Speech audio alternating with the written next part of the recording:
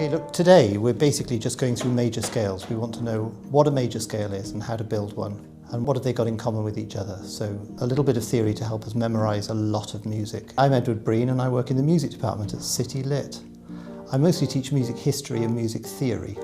So I'm the sort of person that explains to you what sharps and flats are when you're studying for a music theory exam. So the first thing is a scale is a pre-selected row of notes. So you've already agreed before you start your piece of music you're not going to use every single note available on the piano. You're going to show a favouritism for certain notes so the piece of music has a coherent identity. And there's basically two forms of scales, a major scale and a minor scale. So here's a fragment of a piece of music that's in a major key. I'll play that again.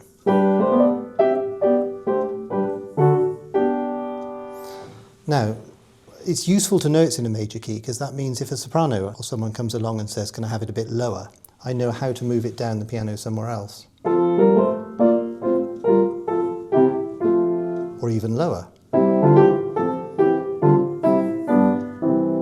One of the concepts we've got to deal with scales is the fact that all notes are not exactly the same distance away from each other on the piano. If we look at our diagram of the piano keyboard, if you just look at the white notes, you'll notice that sometimes there's room for a black note in between, and sometimes, like with the notes E and F, there isn't room for a black note in between. So some of the white notes are absolutely next door neighbour to each other. The ones that are totally next door neighbours are semitones apart, and the ones where there's gap for someone else in between, that's a tone apart. So the two sizes of gap between notes are called tone or semitone. Right, so drawing a scale is easy. You basically need to start on a note on the ladder, on the staff, and work up every line and space until you finish on the same note at the top. The deal is you've got to use every line and space and only one of them in a row. So in my example here, I've started on middle C, and then I've got to use some sort of D, some sort of E, some sort of F, G, A and B, and stop when I get to C. And we'll worry about sharps and flats later. So step one is just to simply write everybody out in a row. So you've got 8 notes in front of you. So here's the good news. You've just written a C major scale. If you start on C and you write every note in turn up the ladder or down the ladder until you arrive at another C, what you end up with is a major scale. So that's our template. Let's have a closer look at it and see how it works. What I'm doing here is I'm measuring the distance between each note using that little picture of the piano keyboard I had before. Is each note a tone apart or is it a semitone apart from its neighbour? So if I start with the bottom note, I realise I've got tone, tone, semitone, tone, tone, tone, semitone. So 2 tones and a semi, 3 tones and a semi. And that's the pattern of the gaps between the notes that's the same for every single major scale. Doesn't matter what note you start on, they'll all have that pattern. So let's put this process into action and see how it works if we start on a note that isn't C. So in this example, I've started on a D, and stage 1 is just simply writing out all the notes from D up to another D, using every line and every space in the ladder. That's stage 1. Stage 2, I write my tone and semitone pattern underneath. 2 tones and a semitone, 3 tones and a semitone. And then I have to adjust some of the notes to make the pattern fit. So if you notice in this example, the first 2 notes, D and E, are already a tone apart, so nobody needed adjusting.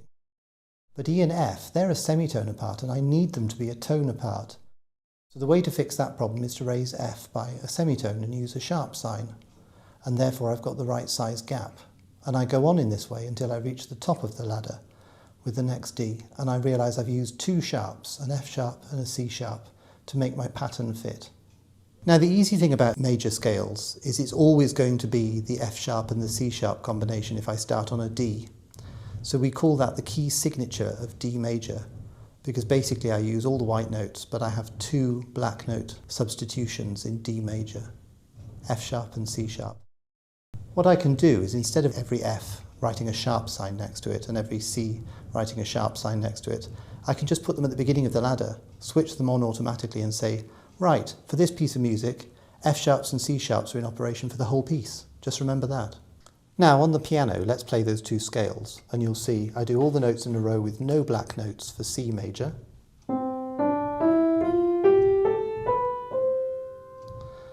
But if I start on a D for D major, I need to use the black notes, F sharp and C sharp. And now back to that tune I started with. If I play it in C major, I don't need to use any black notes at all.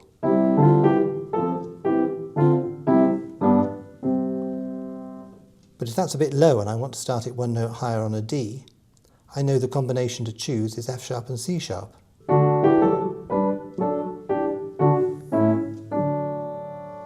And I get the same characteristic major sound in two different places on the piano, just by remembering that combination of black notes.